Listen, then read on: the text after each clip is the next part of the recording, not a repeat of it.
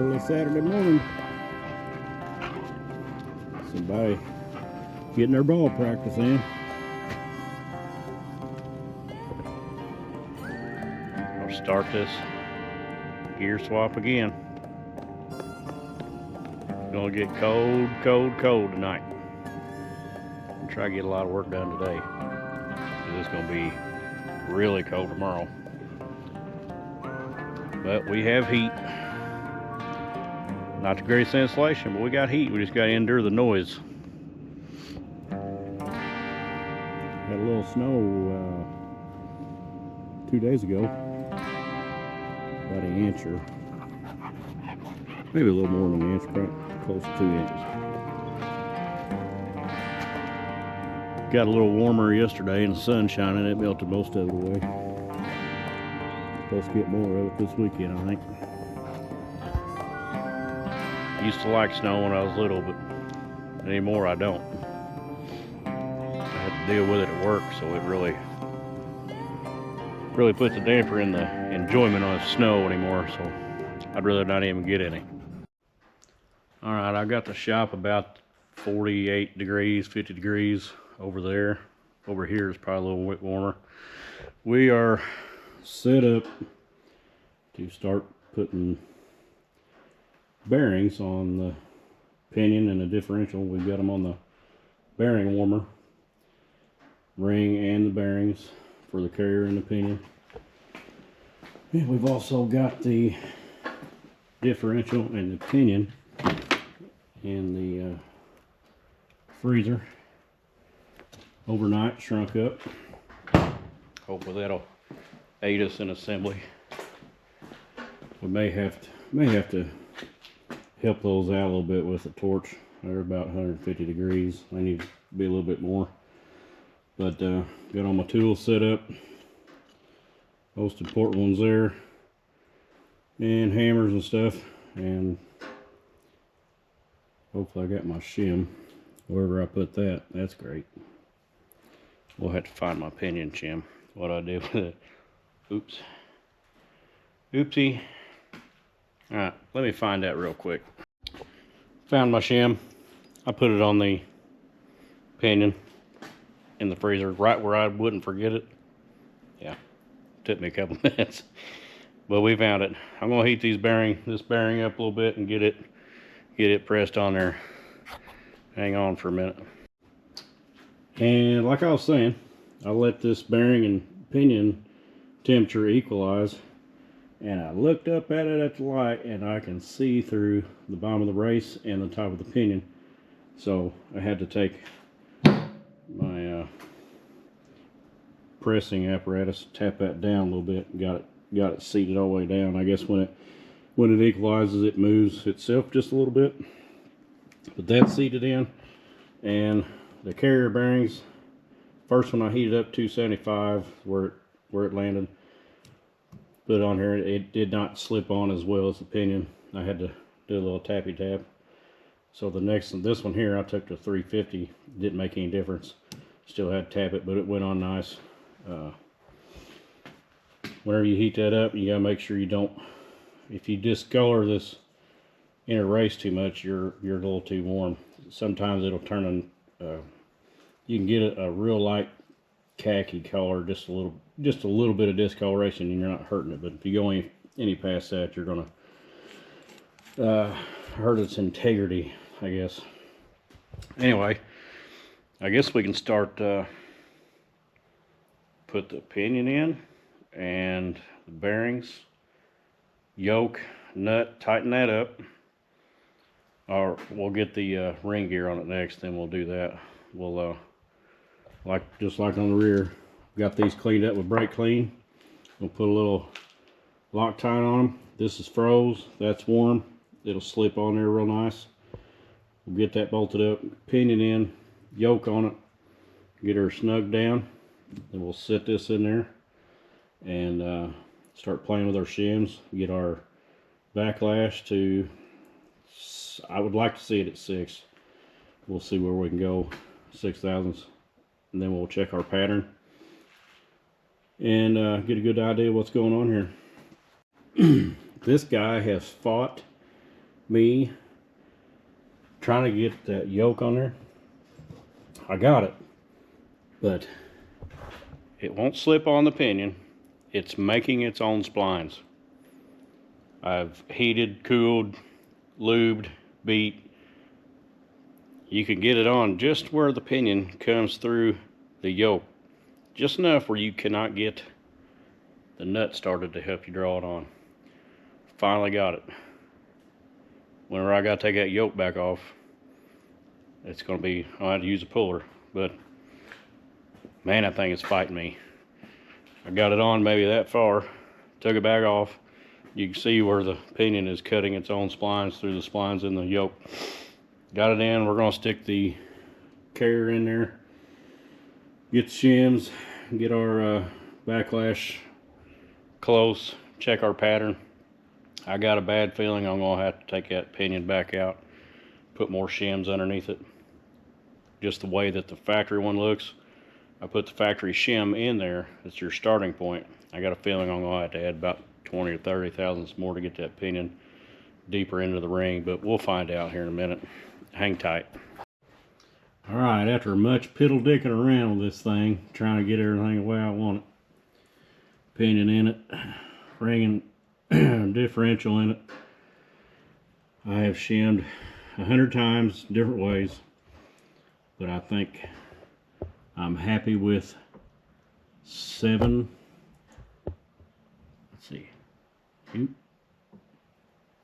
thousandths backlash.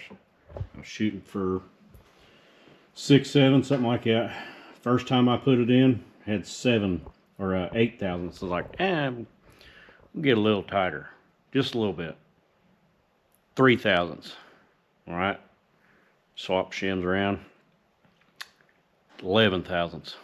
Back past where I wanted, but I've got it, I think, dialed where I want it on the backlash.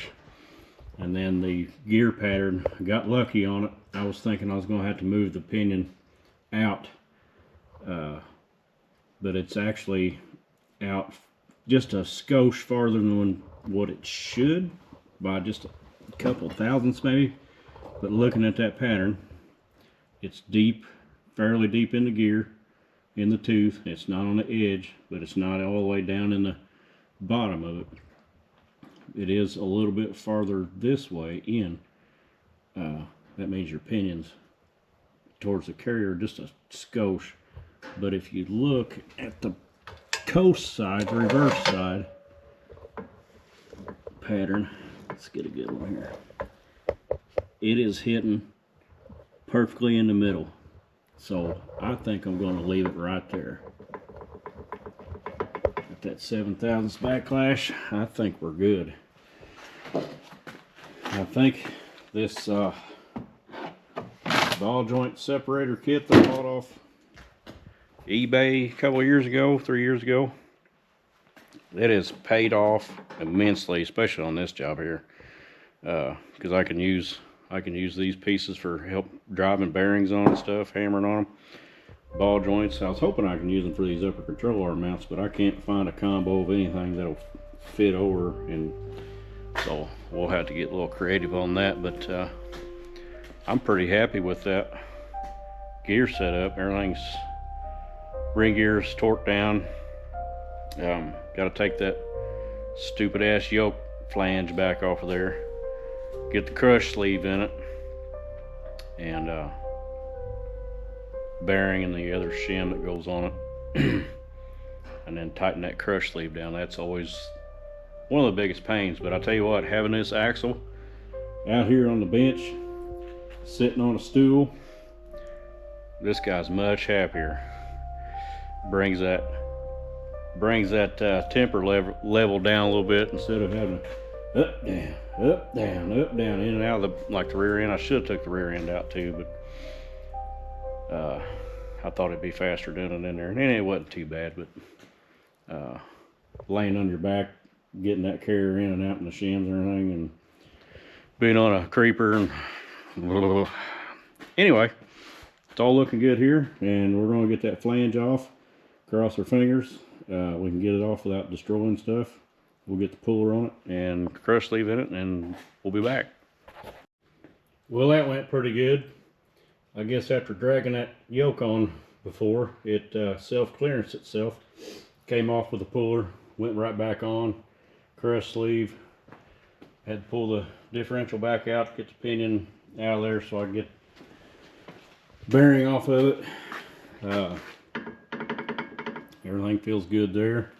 I might, I had a tap on this a lot. I might take my sander and clearance this out because that flange goes inside here.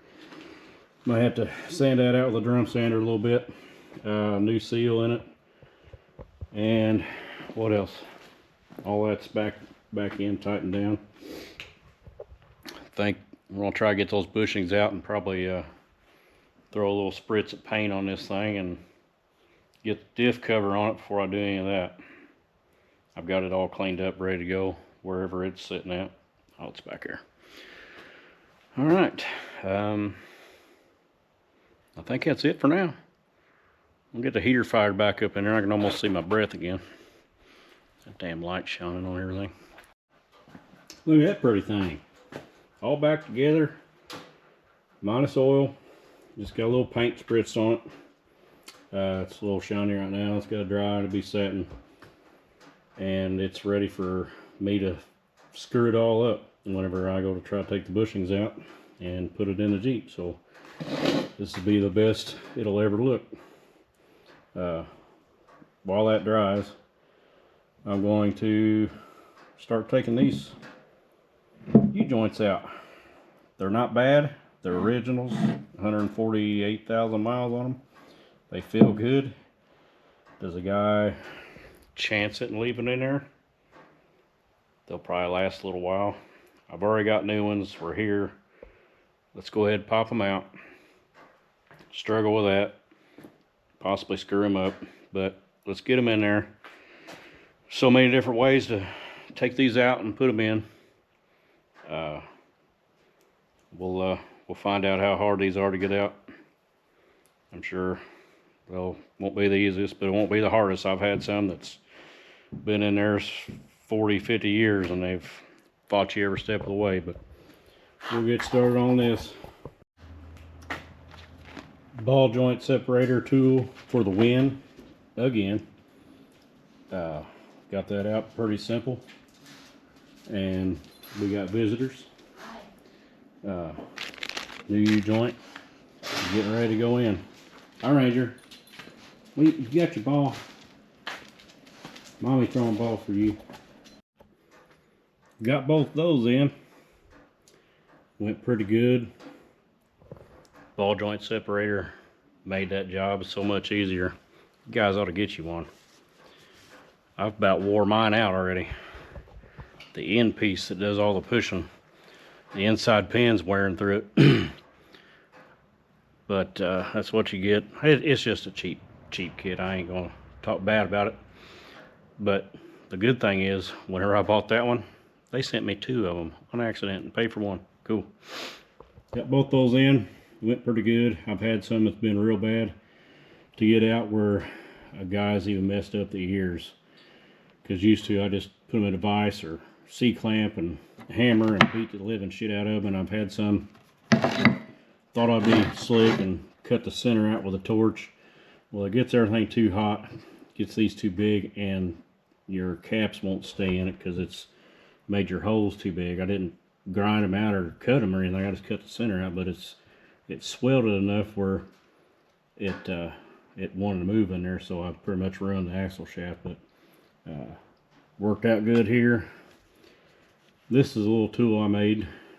I learned this years ago, a place I worked for. You take your die grinder and a long 1/4 inch bolt. You can do it at either end, but I cut the head of the bolt off and take cutoff wheel and slice the end of the bolt where you can take a piece of emery cloth and fold it over and stick it down in there, and it holds it pretty tight.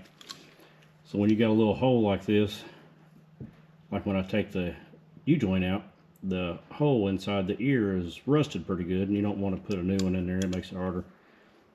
Take this little deal here and you just buzz it out. It doesn't take any material out except for the rust and the sharp edges. It just buffs it up real nice, and it does it fast, but rather than sitting there with your finger and doing all that crap. This works great. I did that on the ball joint ends. It buffed them up real nice. Used some 80 grit, but I believe I'm going to slide the shafts in,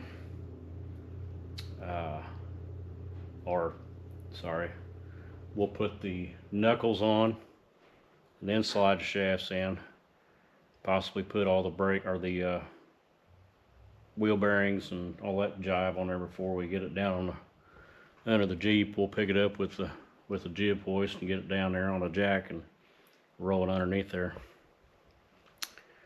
That way I'm putting stuff together up here on the bench instead of down there on the floor. So that'll be our next step. That is assembled as it's going to get before we put it in.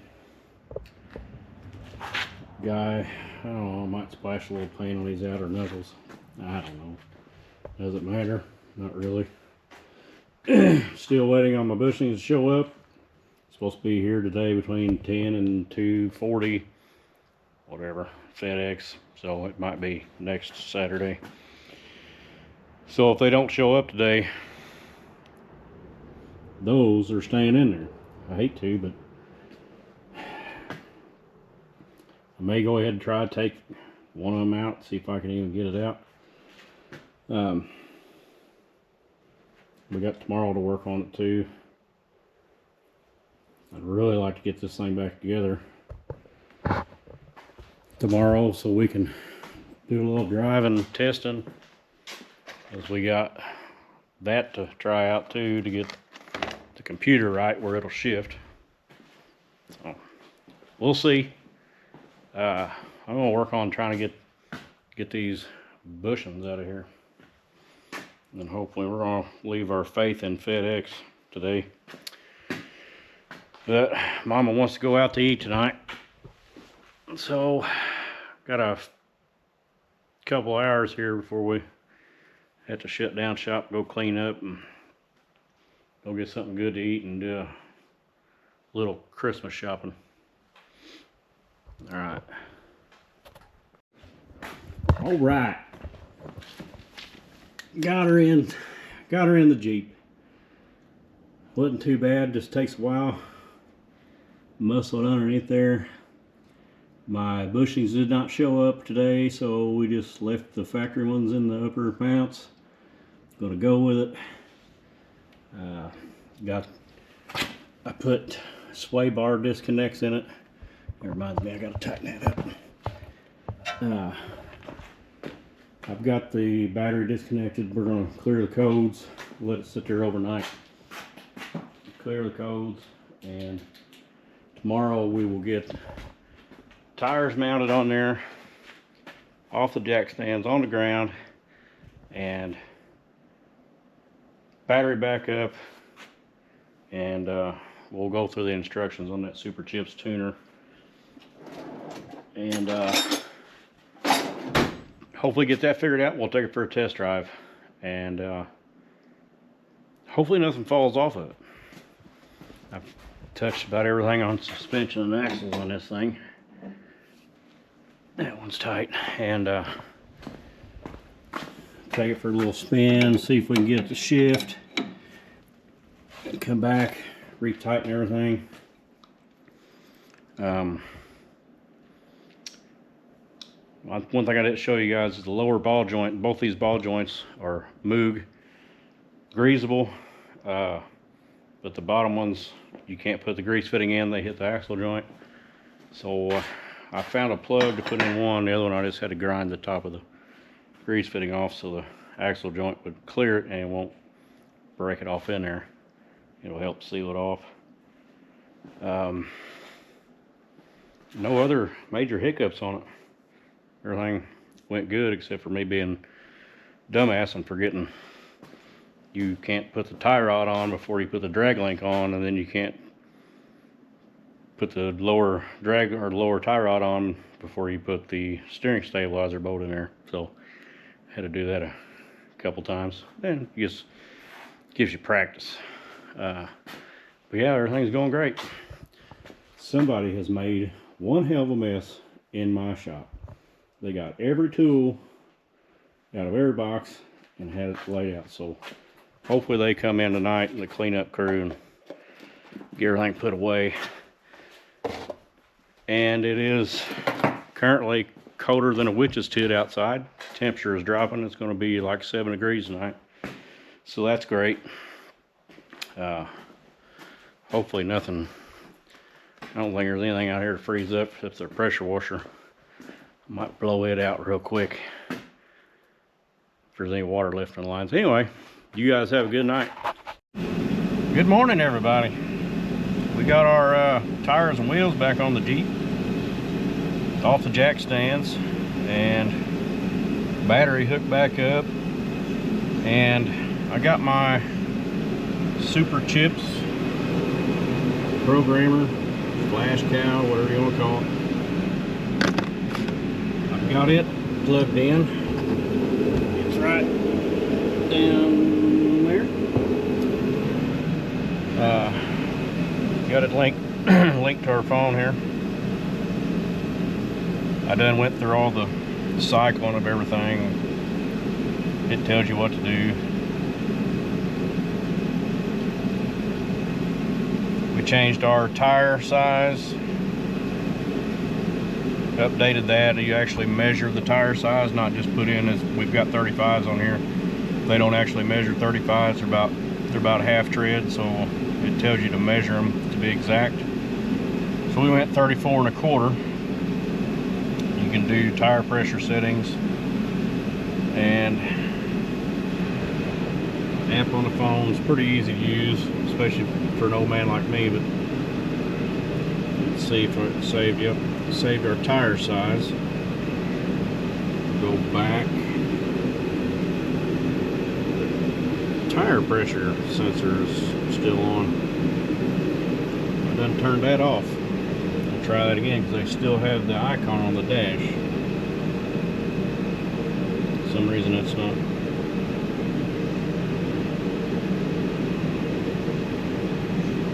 Disable Jeep warning you low pressure. Okay, we've got it off. Why is it not working?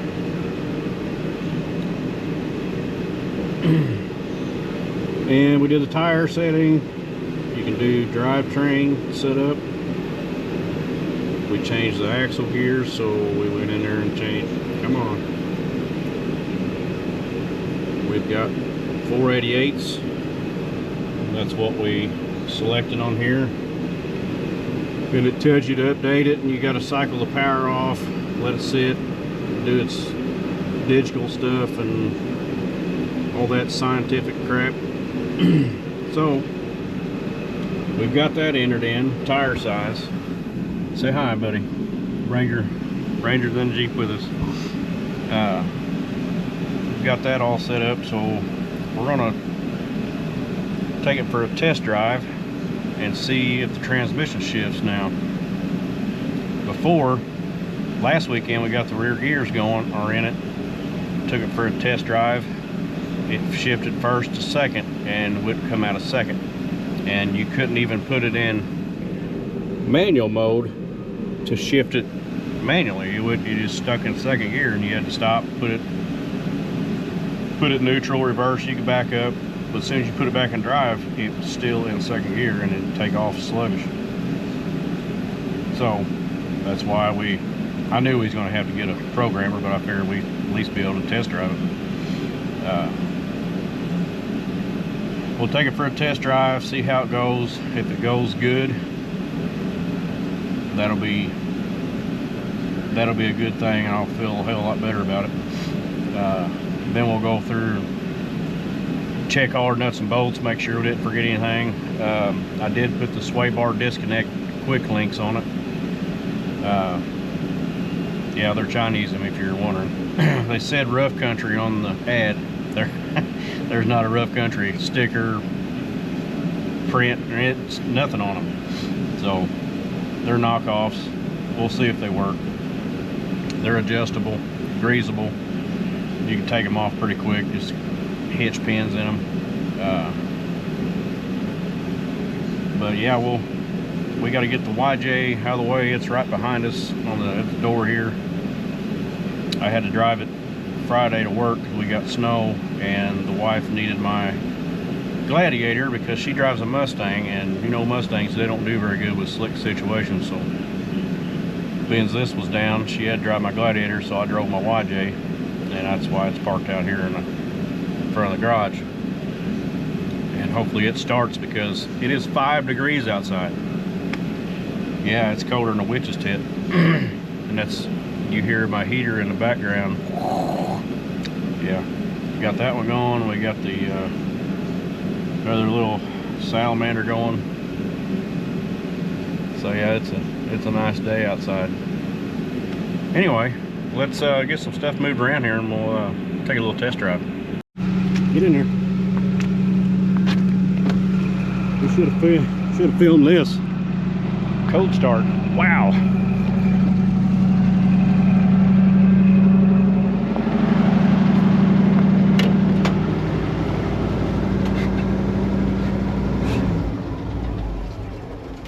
Yep, she don't like it. It was so cold. Oh my. The ignition switch would barely turn. It is cold, folks. Wow. All right. Let's get this bad mammer jammer going down the road and see if she shifts. Is it gonna work, Ranger? You got faith, buddy? I've got my fingers crossed. Let's safety first here. We'll get our seat belt buckled up here. All right. First test drive.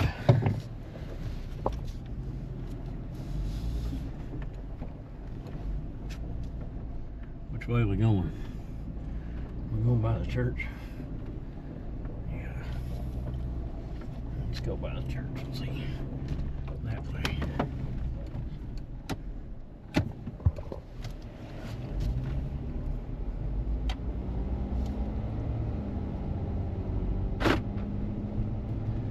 Door's locked. We went to 3rd gear. Holy crap.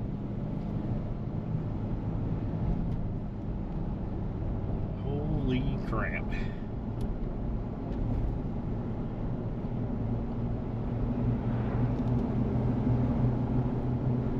Well, let's get down here a little bit and we'll see if it'll let me go to manual shift, and then we'll really know what gear we're in.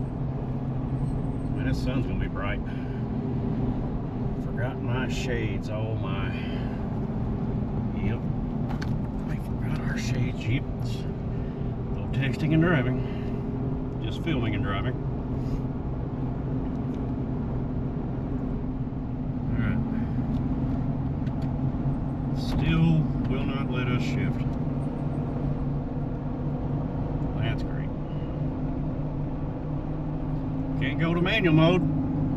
What in the devil? Says we're doing 44, 3,000 RPM. I don't know if that's right or not. Nope, still ain't shifting. Still is not shifting. That's great. We can't drive all the way to Tennessee in 3,000 RPM at 40 mile an hour or 45. That's great. Now what?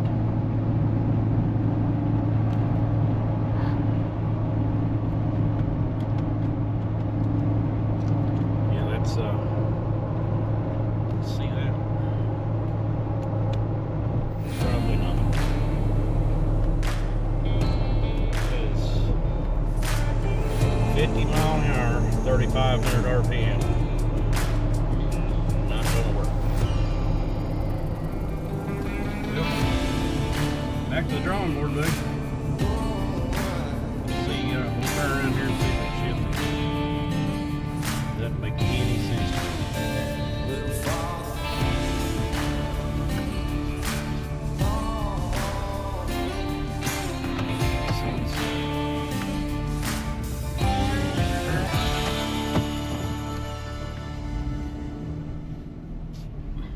coming? Nope.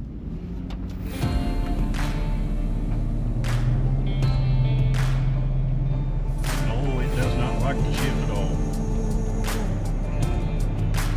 Yeah, we're back to second gear again.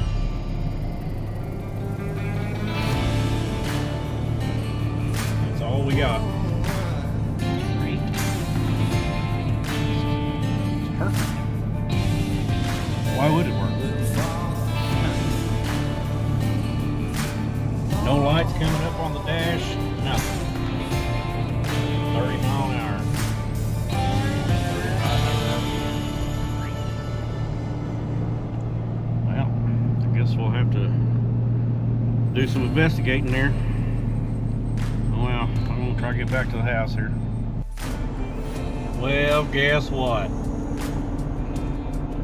It's working. Keeping our fingers crossed. I've got it programmed now, and it's doing the shifty things, up, down, manual mode, automatic mode. I got back to the house and tried to go through the program again and update it. Took another little drive. Same thing. As soon as you stop and take off again, you can tell it's in second gear, and it stays in second gear. Got back to the house, went and checked the fire, took a little bathroom break, came back out, regrouped, tried to program it again. Well, this time I think I figured out what I did wrong. First time I started the Jeep, then I plugged in the Super Chips programmer and did it from there with the Jeep running, and it tells you to shut it off, and shut it off, and you gotta keep going through the program. It's gotta do that shutdown thing and yada yada. Well, this time I just turned the key on to ignition on and ran through the program that way. You don't have to start the Jeep. You just have to have the ignition on. Hang on, buddy. We're gonna turn here. So I went through it that way with just the ignition on, and by the time I went through it, it had me do an extra step for the gear change and the tire size. It had me do another step there that it didn't do the other two times I programmed it. So we did that, went for another test drive, and she's meant. Let's hope. The bad thing is, the only thing I don't like about where that port is, where the programmer plugs in, is when you get in and out of this thing, I'm afraid I'm gonna hit it with my foot, my big club foot, getting in and out of this, not paying attention. I'm gonna rip it thing off. So I'm gonna try to devise a way to maybe get some zip ties up around it to hold it in place, and just a mental note not to just come flying in 100 mile an hour with my big old clod buster and just break it right off. My Gladiator, I gotta do the same thing. So because we've got a trailer brake controller, non-factory, that's mounted up underneath the dash right there. Well, you ain't got a whole lot of room there, so it hangs down just a little bit. Well, you get in and you're bam, you just rake it right off every time. So you gotta come in with your feet like this, not like that. But a little price you have to pay here. We're gonna turn around. So we're taking it out of drive in reverse. Let's see if it goes back to shifting again. Hey, big boy, going for a ride, ain't you? We got us a duck on the dash. We're gonna have to throw that out. I am not a duck person.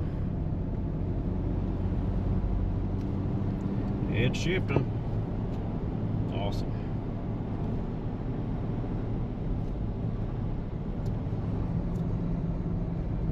Yeah, we'll get back to the house here.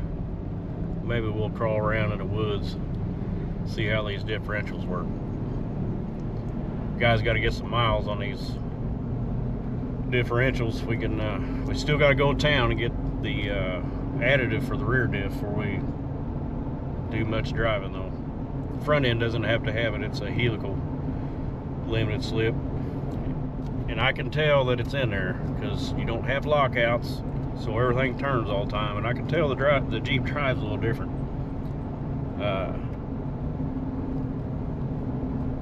It's a little stiffer on turning. Is it a bad thing? Man, not really. If we had I almost think I should have went with a lunchbox locker, so they kind of unlock a little bit when you turn. But that helical was cheaper than that locker.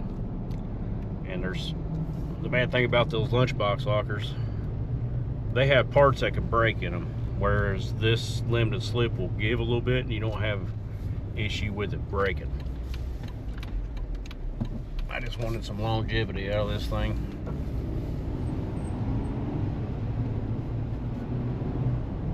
Ranger doesn't mind how it dries, do you? You don't mind it. As long as it keeps moving, right? As long as it keeps moving. Alright, we're gonna get back to the house. Got the bumper off the JK and got the Gladiator in the garage now. We're gonna be taking this bumper off, the winch off. We're gonna put the bumper on the JK. And we're gonna swap this winch out for the Apex 12,000. This one that's on here is a X-Bull 10,000 XPV. It's alright winch. I really like that Apex a lot better. It doesn't have the pink rope on it. It's supposed to be red. The sun fades it out. We're going to use this winch on Harry Tow. We're going to put it on this receiver mount so I can use it as a front or back or side winch. Winch is on, bumper is on. That's the bumper off Gladiator with the new Apex winch. No ducts. That took a little bit longer than it should have. Well, I'll give you a little heads up. The JK, this is a 15 model JK. The amount of engineering between a 15 and a 23 on a factory bumper, they have spent way too much time redesigning the bumper. This bumper came off, I'm going to say 10 minutes.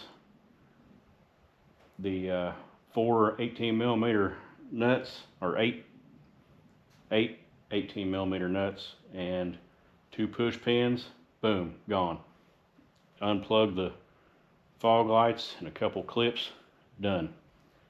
The one on my Gladiator, you have to disassemble the whole plastic shell, take the skid plate off the front, and all the bolts, all the push pins, and it's got splash guards inside the bumper you got to take off. The inner structure of the bumper has to come apart. It took me over an hour just to get that dissected, to get the wiring ran back through there for the factory fog lights and put back on there. It was terrible. This one I just had to clean the holes out a little bit in the frame to get the bolts fit in there. It comes with, this bumper came with metric fasteners that were junk. I put a 1/2 inch stuff in there, and so I had to waller the holes out just a little bit, but winch fits on there good, wires are in. I really like this winch. So I think our next step is getting stuff loaded up, getting the speaker boom box out of the back, give us some room, and just start loading our stuff up. I got a mattress topper to put in the back for my bed for sleeping quarters. I'm gonna be sleeping in this for 2 or 3 nights on our trip, and just driving it and get the gears broke in, and that'd be our next step. So somebody has yet again made a mess in the garage, and we want to find out who is going to have to clean this up. Here I am again. Took the Jeep for a test drive, shakedown run last night. Drove about 30 miles, and everything went great. Got a little noise in the rear end still, so I was trying to figure that out. Stopped by a buddy of mine's house. He was listening to it, and I believe we tracked it down to the driver's side back tire. The brake rotor, it's a rotational noise, and it looks to me like that rotor looks scored, like the pad is gone, like metal on metal. It's not. When I took them off, they were fine, but maybe there's something going on there. So also the seal for the wheel bearing on that axle is leaking a little bit. I compromised it a little bit when I took it apart. I was hoping it'd be okay. It's not, so I stopped and picked up seal and wheel bearing. Got them on the bearing warmer again. So we're gonna pull this. We're gonna put it in neutral first and see if you guys can hear the noise.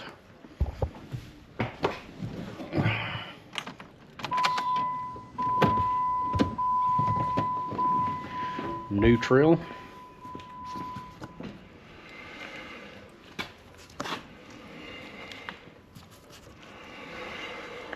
I can barely hear it. There's a little bit of something going on there. Anyway, I'll bust this off here real quick and see if we can investigate, find something real quick. All right, I found the problem. Whenever I put this back together last weekend, the bearing is pressed on the axle, seal first, and the backing, or the retainer plate. When I pulled that apart, didn't pay any attention to it, went to go back together with it, there is a little spacer ring that holds your race and bearing together and gives a little bit of space. That had fell apart and down when I went to slide that in, and the bearing, or the axle, wouldn't go all the way in, so I lightly tapped on it with a hammer. It wouldn't go in, and I heard something kind of ting, just snap, pulled apart, and that little ring fell out. We don't need that for testing purposes. Well, you dumbass, you do, because you can see there's a little excessive end play there. So that end play, it ain't gonna fall out. The bearing, it's holding on there. It ain't gonna fall out. But the end play allowed the, let's see, hold this here. The rotor was rubbing my bracket a little bit, and that's what was giving it the noise and the roughness there on my rotor. So I'm going to pull the retainer plate bolts and pull this out and cut the old bearing off and retainer, and we'll put the new unit on there. This is that little ring I was talking about. That's supposed to, that holds your bearing and race together. That had came off and slid down, and I broke it, and it kind of bent the lip of the seal a little bit, and I straightened it out and put a little RTV on it, and that didn't work. So lesson learned. And you can see it wasn't leaking all week long until I started driving it last night, and it started leaking a little bit. So we need to get that off that high dollar Chinese wheel before it ruins it. But no big deal. We'll get this pulled out, and I'll show you how I get that bearing off here without a press. Axle shaft out. You have bearing race and your retainer. They all go down here. I take my cutoff wheel. Like I say, I always keep my little ones that I wear down so you can get in here. And I cut across it. You don't have to cut all the way down into it, because you don't want to cut into your axle, and you don't want to cut your bearing retainer plate. You cut across it pretty deep. Take my big chisel, hammer, smack it, boom, it'll split it apart. Slide it up, and then you take your bearing cage off. Repeat the same process with the inner race. Cut it halfway through, whatever, bam, hit it a few times, break it loose. All that stuff comes off. You can clean that up. Don't forget to put your bearing retainer plate back on. Ask me how I know.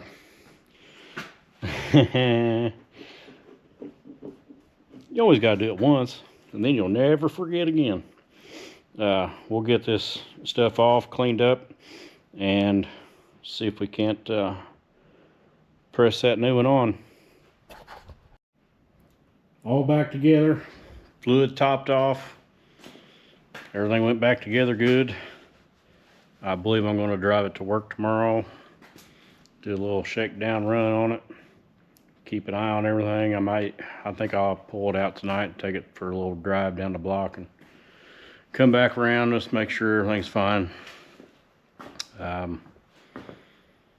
Try to get some miles on it before today's the 16th, the 28th we're leaving, go to Kentucky. I may go ahead and change the rear diff fluid. Hopefully get a couple 100 miles on it, breaking rear end in before we hit the highway. Always a good idea when you do especially all the work that I did on it, changing everything. Before we leave, change fluid, nut and bolt check. We got a lot of stuff to pack in here. I've got a mattress topper over there in a box. I want to get it inside here. Probably have to trim it down a little bit. Take the boom box out. I want to get a mattress pad cut out where it fits in here good, and that way me and Ranger have a good place to sleep on our overlanding adventure. Tools and fluids and camping gear put in, and hopefully we'll be ready to go. I don't know if there's anything else we got to work on the old Jeep to get ready. Anyway, we're gonna call it a night. We are gonna end this video right here. Drove it to work today. Did fine going there, did fine coming home. And I think that's all we can do to it right now, besides little doodads on the inside and getting our bed ready for overlanding. I got to modify a phone holder for on the dash. I've got one it was in my Gladiator, and it doesn't hold the phone real good. It needs a piece on the bottom because the phone will end up slipping out of it. But I'm going to modify it a little bit and screw it to the dash. Tired of spending money on this thing for this trip, so we got to stop it somewhere. So the rest of the stuff is going to be whatever we have laying around. Is that right, buddy? You ready to throw that ball some more? Huh? You ready to throw that ball? All right, well, I appreciate you guys watching 5 Star Garage and watching me make a fool of myself. So we'll catch you on the next one next week. Have a good one.